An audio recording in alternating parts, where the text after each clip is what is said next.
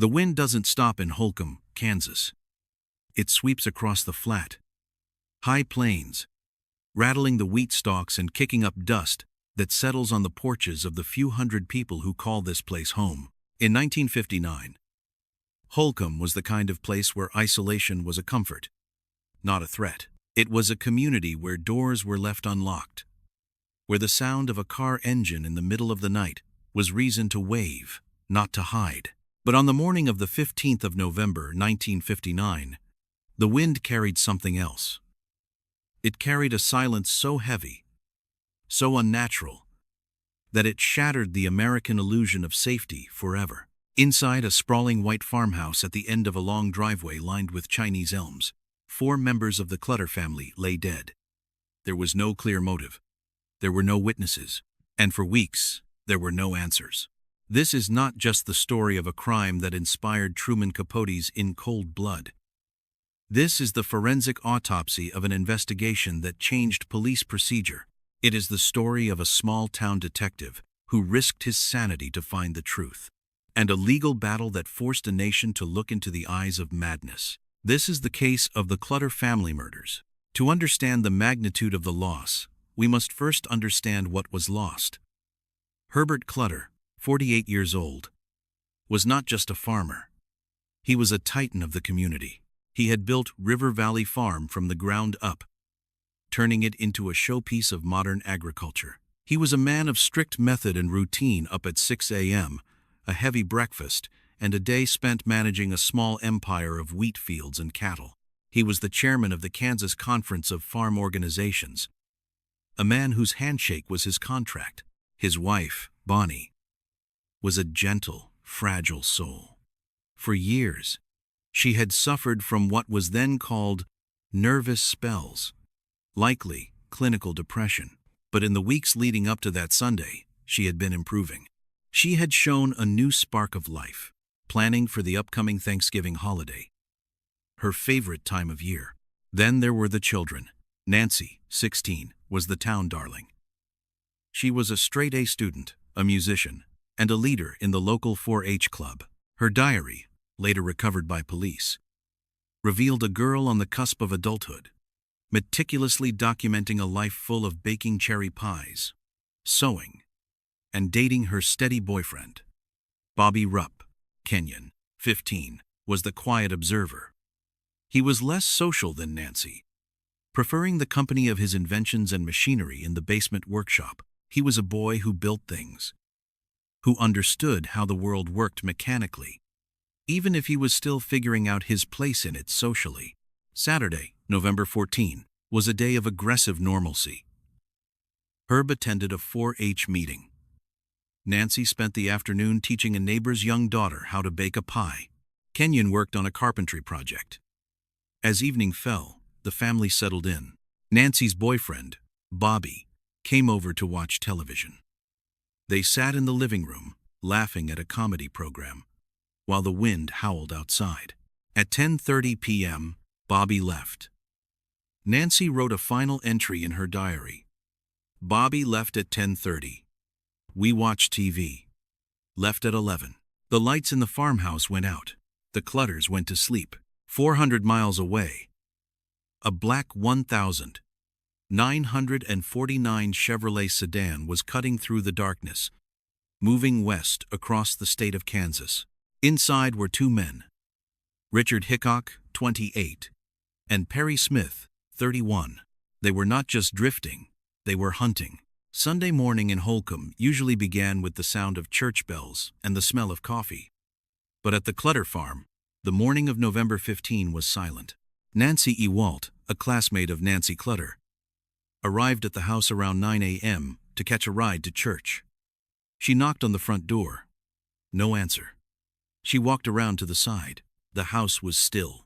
Puzzled, she went to the nearby teacherage where the Clutters' farm manager lived and told him she couldn't wake them. Together, they returned to the house. They pushed open the unlocked side door and stepped into the office. The house was cold. The silence was heavy, almost suffocating. They called out. No reply. They moved upstairs. In Nancy's bedroom, the The scene that greeted them was one of calculated brutality. Nancy lay in her bed, covers drawn up as if she were sleeping, but the stillness was absolute. She had been bound and shot. Panic set in. The police were summoned immediately. Sheriff Earl Robinson and the initial responding officers moved through the house with a growing sense of horror. In the master bedroom, Bonnie Clutter was found tied and murdered. But where were Herb and Kenyon? The search moved to the basement. In the furnace room, on a piece of cardboard box flattened out on the concrete floor, lay Herb Clutter. His throat had been slashed, and he had been shot. In the adjoining playroom, Kenyon was found on the sofa, bound and executed. The brutality was confusing. There was no sign of a struggle.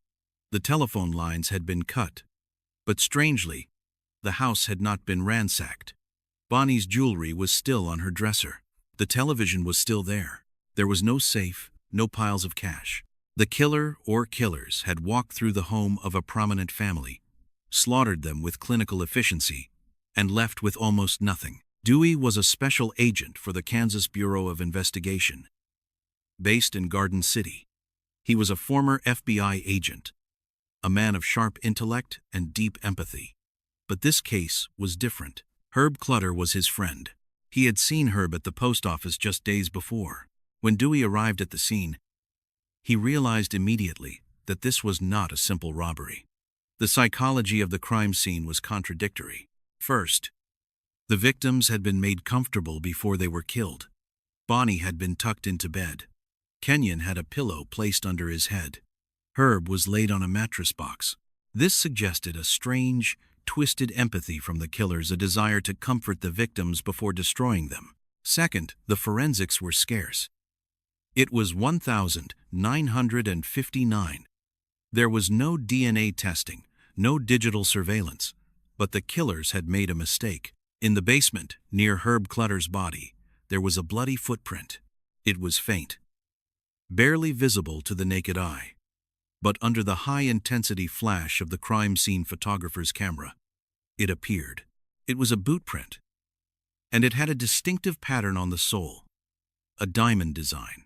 Dewey and his team of 18 investigators set up a command post. They worked 18-hour days. They interviewed everyone: drifters, disgruntled employees, business rivals. They chased over 700 leads. The theory of a local killer was strong. The knowledge of the house layout, the fact that the dog hadn't barked, it all pointed to someone who knew the Clutters. The town of Holcomb began to eat itself alive with suspicion. Neighbors stopped speaking to neighbors. People bought locks and shotguns. The open, trusting atmosphere of the high plains evaporated overnight. But weeks passed, and the leads dried up. The investigation entered what Dewey called the slump. He would often drive out to the Clutter farm at night, sitting in his car, staring at the dark windows, trying to mentally reconstruct the night of the murders. He was looking for the missing piece. He didn't know that the missing piece was sitting in a prison cell in Lansing, Kansas. Floyd Wells was a thief and a former farmhand. He was currently serving time at the Kansas State Penitentiary. He was also the man who had inadvertently signed the Clutter family's death warrant. Years prior, Wells had worked for Herb Clutter. He knew the farm well. He shared a cell with a man named Richard Dick Hickock. To pass the time, Wells spun tales about his days at River Valley Farm. He told Hickock about the layout of the house. He told him about the family. And then, he told Hickock that Herb Clutter kept a safe in his office containing $10,000 in cash. He didn't. Herb Clutter famously never carried cash. He paid for everything by check. But Hickock, a man obsessed with easy money and aggressive schemes, latched onto this detail. He spent hours interrogating Wells, drawing maps, planning the route. He told Wells, "I'm gonna bust that safe, and then I'm gonna leave no witnesses." When Wells heard the news of the murders on the prison radio, he felt a sick knot in his stomach. He knew who had done it, but he was afraid. In prison, snitches die. For weeks, he kept silent. But the weight of the secret, or perhaps the allure of the reward money, finally broke him. He sent word to to the prison deputy warden. The information was relayed to Alvin Dewey. It was the breakthrough they had been praying for. Dewey now had two names, Richard Hickock and Perry Smith. He pulled their files. The mugshots stared back at him. Hickock, with his lopsided face, the result of a car accident that left his eyes misaligned. Smith, with his short legs and powerful, wrestler's torso. A man with a history of explosive violence and a tragic, nomadic childhood. The profile matched. But Dewey needed more than a tip from a convict. He needed physical evidence. He needed to find them. Hickock and Smith were long gone. They had fled to Mexico, pawned some items, and were now drifting across the American West, living out of their stolen car. The investigation shifted into a manhunt. The KBI tracked their movements through a trail of bad checks and petty thefts. They discovered that the pair had pawned a pair of binoculars and a Zenith transistor radio in Mexico City. This was critical. A Zenith radio was missing from Kenyon Clutter's room. If they could recover that radio and match the serial number, they would have a direct link between the suspects and the crime scene. Dewey sent agents to Mexico. They recovered the radio. The serial numbers matched. Meanwhile, Hickock and Smith had returned to the United States. They were running low on money. On the 30th of December 1959, they were in Las Vegas, Nevada. They drove their stolen car to a post office to pick up a package of belongings Perry had mailed from Mexico. A Las Vegas patrol officer spotted the license plate. It was on a hot sheet for a stolen vehicle. The officer pulled them over. Hickock and Smith were arrested. At that moment, they thought they were being busted for parole violation or the stolen car. They had no idea that the Kansas Bureau of Investigation was already on a plane, heading their way. The interrogation of Richard Hickock and Perry Smith is a masterclass in psychological pressure. Dewey and his team arrived in Las Vegas. They separated the two men. They didn't mention the murders immediately. They let the men talk about their travels, their checks, the stolen car. They wanted to lock them into a story. Then, slowly, they tightened the screws. In the interview room with Hickock, the agents laid out the timeline. They pointed out the gaps in his story. And then, they dropped the hammer. "We know about the Clutters, Dick." Hickock blanched. He tried to deny it, but the agents had the details. They had the story from Floyd Wells. They had the radio. Hickock cracked first. But he didn't confess to the killing. He confessed to being there. He threw Perry Smith under the bus. "I didn't kill them," Hickock insisted. "It was Perry. Perry did it all." In the other room, Smith was stone-faced. He refused to talk. But as they transported the men back to Kansas, the agents used Hickock's confession against Smith. They told Perry what Dick had said. Perry Smith, a man defined by his pride and his sensitivity to betrayal, was furious. He began to talk. He described the night in chilling detail. He described how they broke in, how they woke the family. He described the frantic search for the non-existent safe. He described the realization that it was all for nothing. There was no money, just $40 and a radio. And then, the violence. Perry admitted to cutting Herb Clutter's throat. He admitted to shooting Herb and Kenyon. The details regarding the women were murkier. Hickock and Smith would trade blame for those shots. But the result was the same. But there was one piece of evidence that sealed their fate beyond any confession. When they were arrested, the police confiscated their boots. The KBI lab compared the boots to the photos from the crime scene. Perry Smith's boots had a diamond pattern on the sole. They were a perfect match to the bloody print found next to Herb Clutter. There was also a second print, a cat's paw heel design. It matched Richard Hickock's boots. The science had caught up with the silence. The trial of Hickock and Smith began in March, 1,960 inches, the Finney County Courthouse in Garden City. The atmosphere was electric. The town, once paralyzed by fear, was now hungry for justice. But the trial became more than just a recounting of facts. It became a battleground for forensic psychiatry. The defense team knew they couldn't argue the facts. The confessions and the physical evidence were insurmountable. Their only hope was the insanity defense. They brought in Dr. W. Mitchell Jones, a psychiatrist from the state hospital. Dr. Jones examined the men. His findings were fascinating and disturbing. He described Hickock as showing signs of emotional abnormality, possibly linked to his head injury.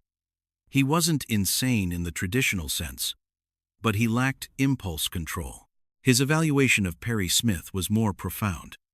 He described Smith as a paranoid schizophrenic in structure, a man who felt the world was constantly attacking him.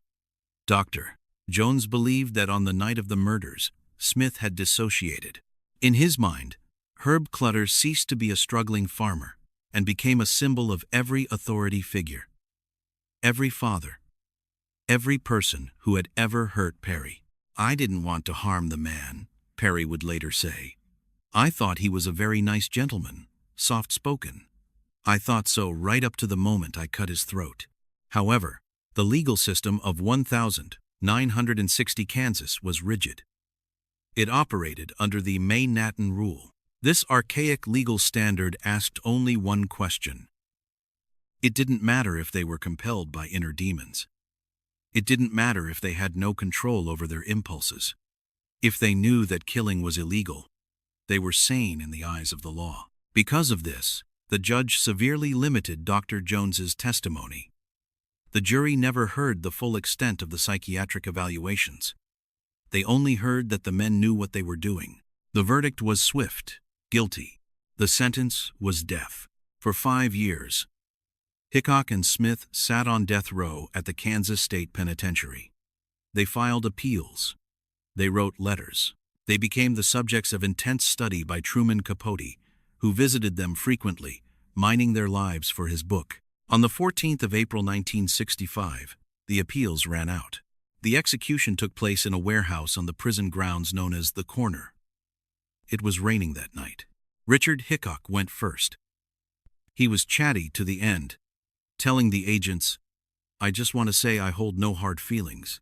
You have a job to do." At 12:41 a.m., he was pronounced dead. Perry Smith followed. He was quieter. His last words were, "I think it is a hell of a thing that a life has to be taken in this manner. I apologize. It would be meaningless to apologize for what I did, but I do. I apologize." At 1:19 a.m., the silence returned. The Clutter family murders changed the landscape of American crime.